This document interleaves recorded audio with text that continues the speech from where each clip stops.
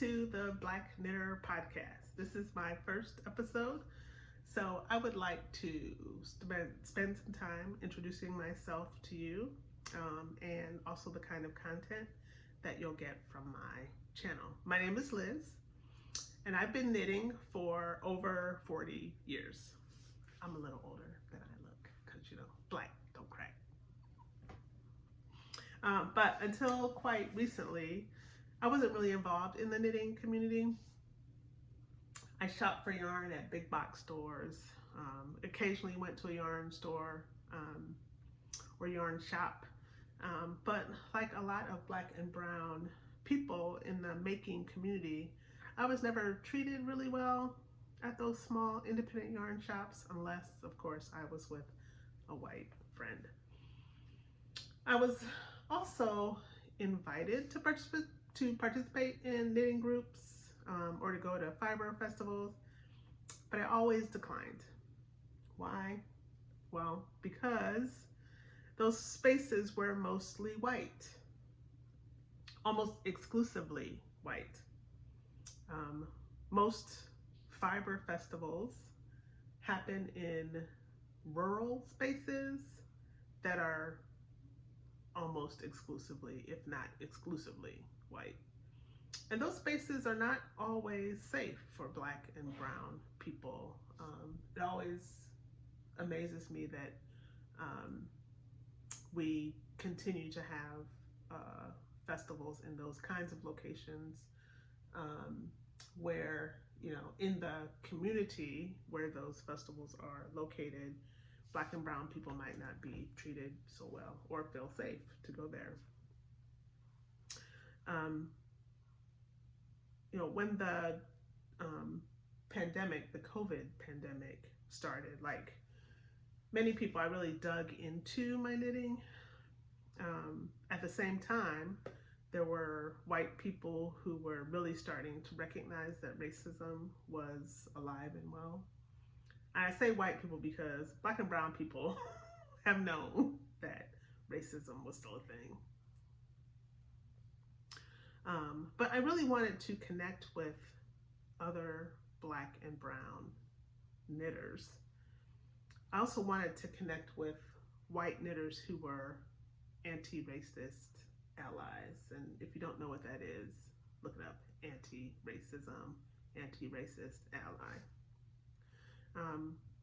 I also wanted to support Black and brown indie dyers, yarn shop owners, designers.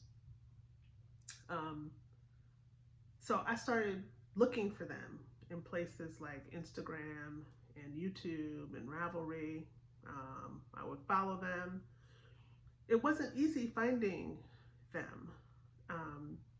So I decided quite some time ago that I wanted to start this YouTube channel to really highlight those Black and brown designers so that other folks who were looking to support them would have a place to come and find them, be introduced to the things that they have to offer the making community.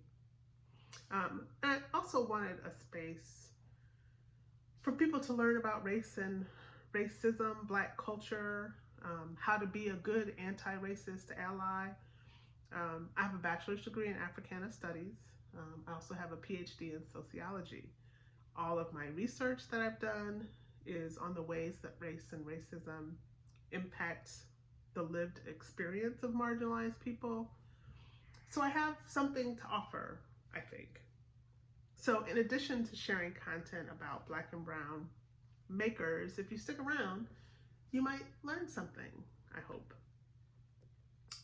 Today, I want to talk about Kwanzaa, and that's actually some of the things that you see behind me is my Kwanzaa table. But a lot of you have purchased yarn at Bits. Well, I purchased 2 Kwanzaa yarn boxes. I've been celebrating Kwanzaa, which is a cultural holiday, for almost as long as I've been knitting. And I was really excited to find these 2 indie dyers who put together these boxes. One is Passion Knits Yarn, the other is Chicken Coop Dye Works. You'll hear more about them, I promise. My next few episodes, I'm going to be revealing and reviewing these boxes for you. But I want you to understand a little bit about what Kwanzaa is and why it's important in order to really understand what you get in a Kwanzaa yarn box. Kwanzaa, as I said, is a cultural holiday. It was established in 1966 by a man named Dr. Maulana Karenga. Kwanzaa is rooted in the first fruits or harvest celebrations that happen in December and January in parts of Southern Africa. Kwanzaa begins on December 26th and ends on January 1st and celebrates the Nguzo Saba, or 7 principles. The 7 principles are values that Dr. Karenga believed were important for the Black community to embrace. Each evening of Kwanzaa, a candle that represents one of the 7 principles is lit. In my family, handmade gifts, we call them zawadi, are made and gifts are given out, or books are given out, which honor Black history and culture. On the last evening of Kwanzaa, we have a karamu, or a feast.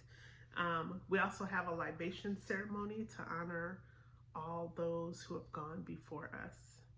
And I'll include a link to one of our libation ceremonies in the description below. In that video, I read a libation statement from Dr. Karenga's book on Kwanzaa. And I'll also include a link to Dr. Karenga's website. There you can get lots of good information about Kwanzaa and links to where you can get Dr. Karenga's books. One of the things you will notice about the libation video is that there are white people there.